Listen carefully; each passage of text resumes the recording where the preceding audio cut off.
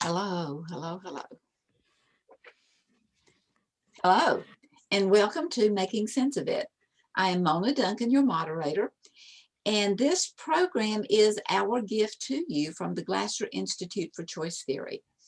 Um, each week, a certified member talks about some of Dr. Glasser's concepts and how it's used in their life and producing great results.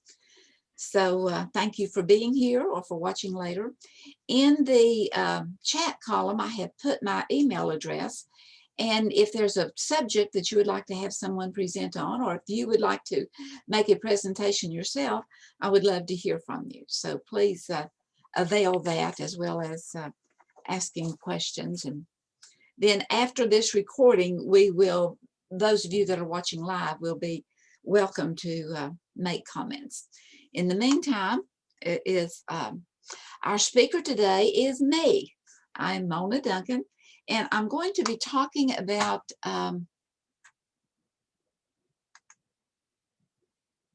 encouragement for 2021.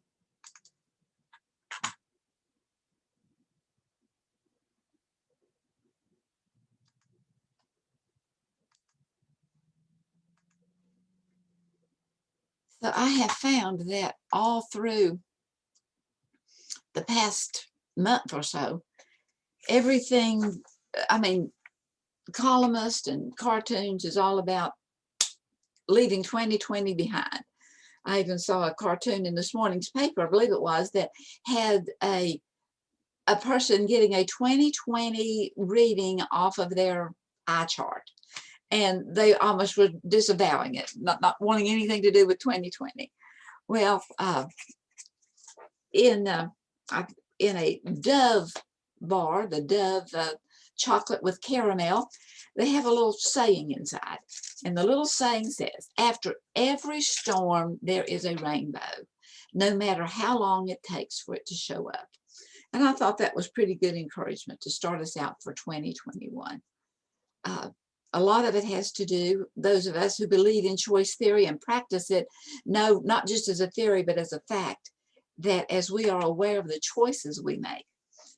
And so the new year and looking at new choices to make and setting goals and so forth. A few years back in the Waco Tribune Herald, they had various people in the community had been interviewed as to their recommendations for New Year's resolutions.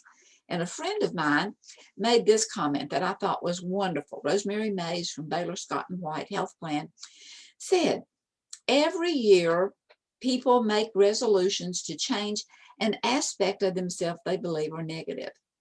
A majority of people revert back to how they were before and feel like failures. This year, I challenge you to a new resolution. I challenge you to just be yourself. And I add my comments to that too, challenging you to just be yourself, because you're really a pretty great person. And sometimes, as we can begin to see, I found this little quote several years ago and I just love it. I don't know who said it, but says maybe the journey of life isn't so much about becoming anything. Maybe it's about unbecoming everything that isn't really you, so that you can be who you were meant to be in the first place. So it's realizing who we were meant to be. And sometimes in realizing who we were meant to be, we pick up a lot of things, the positives and the negatives. And Dr. Glasser came up with a way of helping us to determine who we are. And he asked us to ask ourselves the ultimate question. Is what I'm doing, is what I am thinking, is it drawing us closer together, or is it driving us further apart? And Dr. Glasser had isolated 7 words that connect us and 7 words that disconnect us. Not that there couldn't be a multitude more, but these were just the ones that he had isolated. And the disconnecting, the very first one on the agenda, I guess they're now alphabetical order, but was criticizing. And I think back to myself and being a speaker and working with companies and with civic organizations and so forth for years. And the first time that I was filmed, someone, made a video of it. And as I looked at that video, I was so critical. Oh, so critical, so critical. And I almost thought, well, forget this. I'm going to go to another field to work. But the more I thought about that and began to self-evaluate, I've been a self-evaluator anyway, for years and years. I began to look at, instead of criticizing myself, what request am I making of me? And I began to realize I was asking me to not be quite so animated. I was asking me to, well, what request are you making of you? Instead of criticizing, turn it around where you can support you. And is that a true part of you? If it is, then, so what if you have the funniest laugh in the room? So what? Laugh with who you are. And so it's learning to look at, and the more we can add to the positive connecting habits, and the more we can release and let go of the negative habits. And so Kelly Crossing is a school counselor, and the children that she worked with had a hard lot against them. Had about 10 minutes to work with them at any given time, and they were the children that were behind to start with in learning and growing and maturing, and their moms worked all kinds of hours and wasn't home very much, and dad was not in the picture, and their only meals that they had more than likely was the ones that received at school. And Kelly learned about choice theory, and she came up and she allowed me to use this in a newsletter, so I'm hoping that it'll be okay to show this to you here. Kelly came up with this little bad feelings and good feelings. Bad feelings that I do not want, and good feelings that I do want. And she put them on a cardboard, and they were back to back so that the child could just flip it over. And she had it in her office, made it on a big screen and put it in her office. And it really gave them something that they could begin to talk about, because they would look at hurtful behaviors, harmful behaviors, and the feelings that is generated through that. But then looking at beneficial behaviors and the feelings that can be generated from those beneficial behaviors. And it gave her a sounding board to talk with the children. It gave them something that they could look at and see, which feelings do I want? Do I want the bad feelings, or do I want the good feelings? And what are the beneficial behaviors? How can I begin to behave so that I do have those good feelings? And it was something, she said, not only did it change her life, but that she was very, very confident that it had helped to change the life of a lot of students. And Dr. Glasser, I absolutely love his definition of happiness. And his definition of happiness has, kind of putting it out, has 4 bullet points. 3 are very positive, and 1 is a do not do. And in looking at happiness is getting along well with the people near and dear to you. And in working with prisoners, well, anyone actually, I ask quite frequently, who are those that are near and dear to you? Does that include your neighbors? Does that include your coworkers? And sometimes people fight back against it, but you know what? They really are near and dear to us. If you work with them, if you live next to them, the best can contribute to our happiness as well as theirs if we can get along reasonably well. So happiness, then, point 2, is enjoying the life you are choosing to live. And it's realizing that we are choosing to live the way we live. Whether it is, well, we're just choosing it. And again, I would get a lot of pushback from the prisoners. I am not choosing this. I did not choose to go to prison. Well, kind of by default. So it is knowing up front, it's looking at, do I want the good feelings or do I want the bad feelings? Do I want the connecting feelings, actions, or do I want disconnecting actions? Because the way we present ourselves is what happens. It's the seed that we plant is the one that eventually grows. And so it is enjoying the life you are choosing to live. And if you're not enjoying that life, then think and rethink and have what behaviors and what connecting things do you need to focus on. It also, point 3, is happiness is doing something with your life you believe is worthwhile. Worthwhile, that gives meaning. It is so important we have meaning in our life. And look at how it is worthwhile. Some may be huge influencers and some may be small influencers, but if it's effective in unity building, it is definitely worthwhile. And then point number 4 is what do not do. Happiness is not doing anything to deprive another of a chance for happiness. And so you think, well, how do we do that? Whenever we begin to just live only for ourselves, and it doesn't matter what happens to other people, again, in working with the prisoners, if you are robbing, raping, maiming, pillaging, you are doing things that is not contributing to the happiness of others. And it may give you, and it leads to, those things begins to lead to addiction, to violence, to unloving sex, and to mental health issues. And we want happiness. And there's the pleasure-pain syndrome, that in life we are looking for pleasure, pleasure, pleasure, pleasure.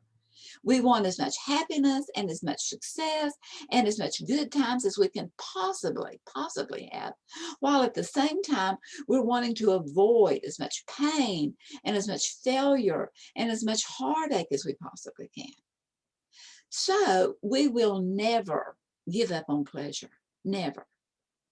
But unfortunately, going with that pleasure in a way that is the do not of happiness leads to addiction and violence, unloving sex, and mental health issues.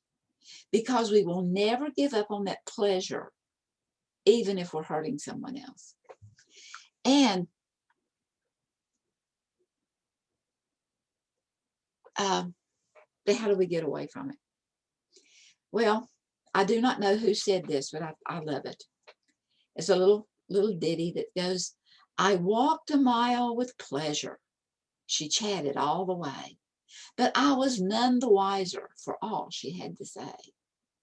I walked a mile with sorrow, and nary a word said she, but oh, the things I learned when sorrow walked with me. And so it goes back up to the connecting habits and the disconnecting habits, the good feelings and the bad feelings. What is it that we really want in our life? And so I am using here a graphic from Martha Beck, who is a life coach and writes an article every month in the Oprah magazine. And she came up with salve, S-A-L-V-E, which is an old word. It's an ointment, to something hurts, take that ointment out and rub it on your skin and let it get into your bloodstream and flow through your body, and it can bring some healing.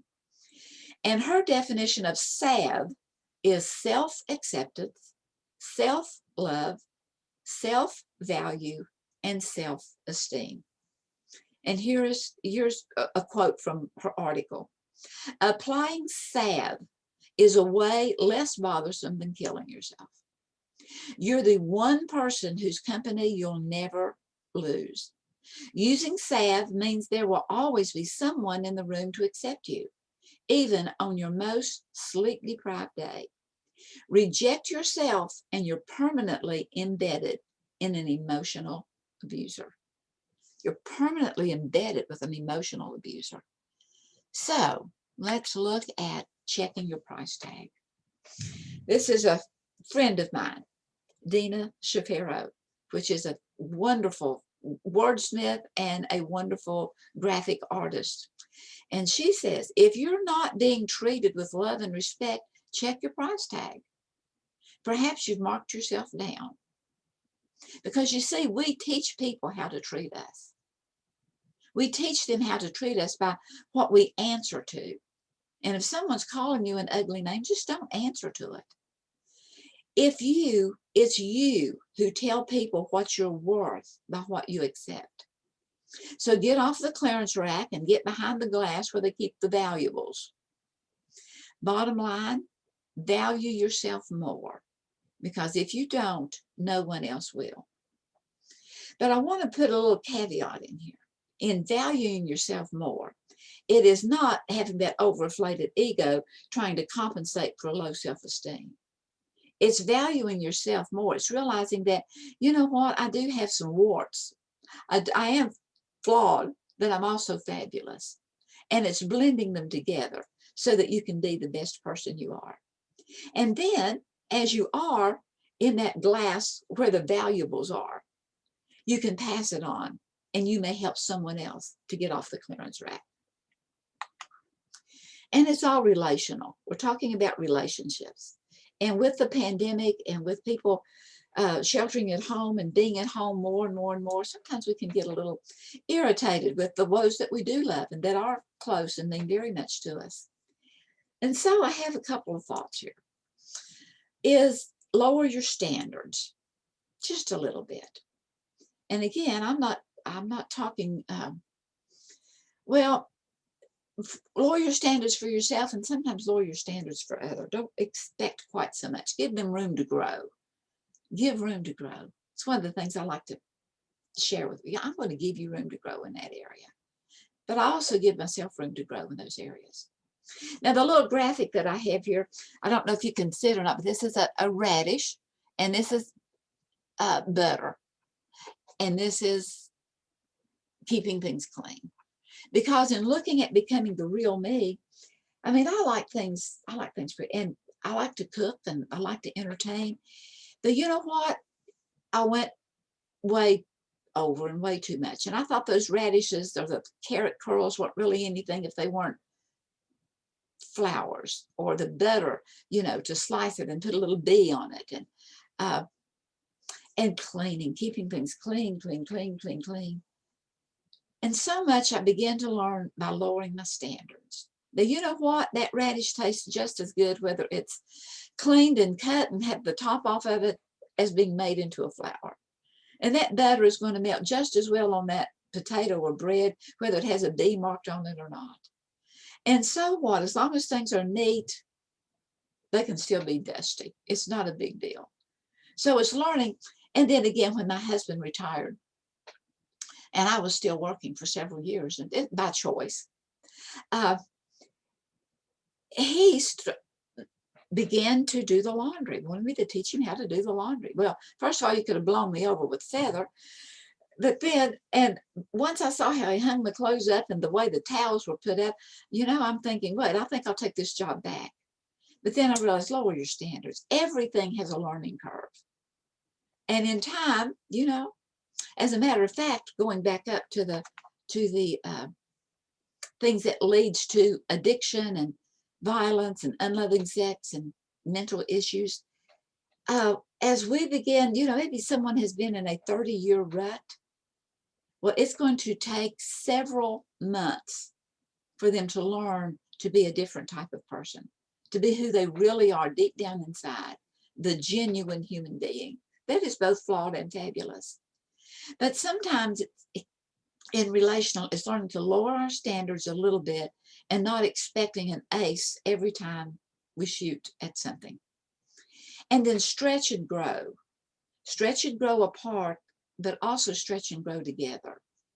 And sometimes in being a family or in being an office, people working together, and we're together so much, sometimes we need to stretch and be apart, to let someone do their own thing and to be okay with it, that they have their own personality and their own likes and dislikes. And again, that we do teach others how to treat us by the things that we allow, by the things that we get into. And then sincere relationships are without wax, meaning that, it's a term back from the art that would be shipped, statues and so forth that would be stiff, but to cover up the flaws, they would put wax over it. And then in time, the wax would begin to melt and run out, because who we really are shows. But we want it to be something that is character building. So believe in yourself. I love what Shakespeare had one of his characters, had Hamlet, to say in one of his books. This above all, to thine own self be true. And it follows as surely as the night follows day. You cannot be false to any other man. When we are true to ourselves, true to ourselves. So it's realizing, and in being true to ourselves, it's realizing there's always room for improvement. And in being true to ourselves, we need to recognize both our strengths and our weaknesses. Because sometimes those strengths can become a weakness. And sometimes that weakness can become a strength. And it's learning how to use them and when, and not have a bad case of the overs.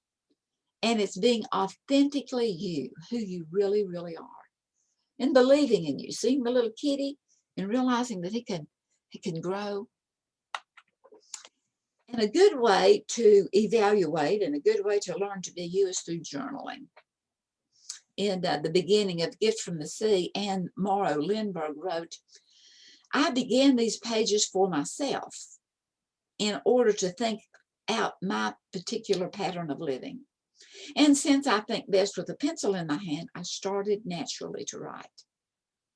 And so as you can begin to write down, sometimes if you're upset with someone, go put your anger out on paper.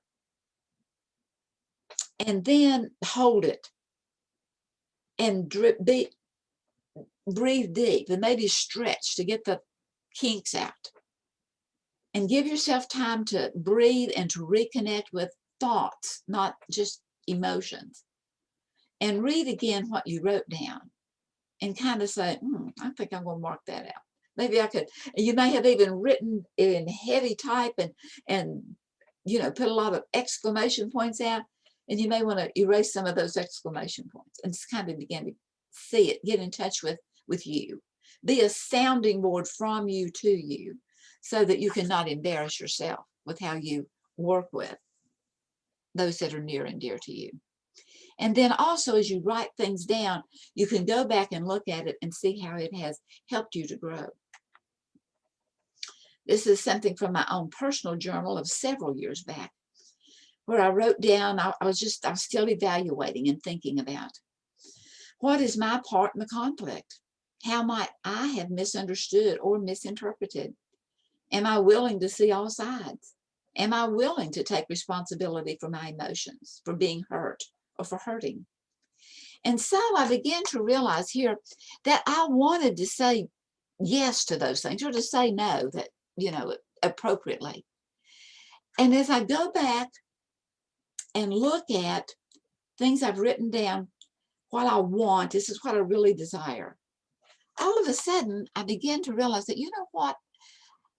Some of those things that's what I did desire had already become a decision, and now it is what I do. It is who I am. I am willing it. We've been given a free will. I will do that. No, I will not do that. And as I began to realize what is my part in the conflict, that I am willing to look at what it is, that I could say yes to that. And then as I did, I got on down to where it became a welcoming. That is, that insight came, you kind of interrupted, you kind of spoke out, you kind of this, you kind of that. It was a discovery. And sometimes it was like finding that glass that needs to be finding that mineral, that diamond that needs to be protected, that discovery. So, in learning to be who we are, maybe it's part of the Serenity Prayer that Richard Nyberg wrote, the Serenity Prayer, and it's much longer than what is used in 12-step programs. But it starts out with very, very wonderful advice. God, grant me the serenity, or the peace, to accept the things I cannot change, the courage to change the things I can, and the wisdom to know the difference. But the rest of it consists living one day at a time, enjoying one moment at a time, accepting hardship as the pathway to peace, Oh, whoa, give me a break. Surely you jest. That we can find peace through going through difficult situations? Yes, as we begin to evaluate. As we stop and look and take situations as they are, not as I would have them to be. And realizing that we can grow, that we can change, that we can become who we truly are, genuinely. So, think you can do it? Well, I think you can. And so, here is just a progressive blessing that I send to you, wish to you. May you awaken each morning filled with excitement over a new day. May you revel in challenges presented and humbly triumph. May you embrace change and see it as the life-giving force that it is. May you be empowered to risk success. May you experience restful sleep and peaceful dreams. And may the last thought of the day be a profound yet simple thanks. May it be. And so I thank you for joining. And we'll go ahead and close this out for today. Those of you that are here, we can talk afterward. Those of you that are watching later, watch live, and whoever our speaker is, you will have the opportunity to actively engage with them. In the meantime, have a great day and good mental health. Blessings.